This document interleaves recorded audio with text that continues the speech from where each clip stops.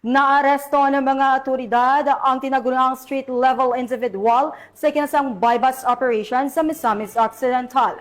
Nakatutok dyan si Patrolwoman Rina Celestine Sendrijas.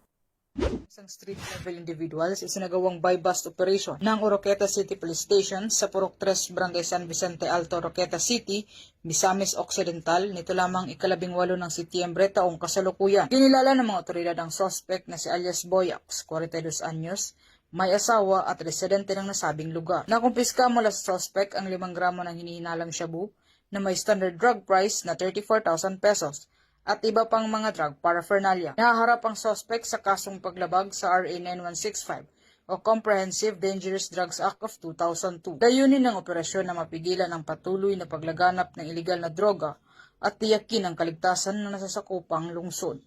Dito sa Camp Capistrano sa Cagayan de Oro City, ako yung Police News Network Correspondent, Patrolwoman Rina Celestine Sendrijas, alagad ng batas, tagataguyod ng balita.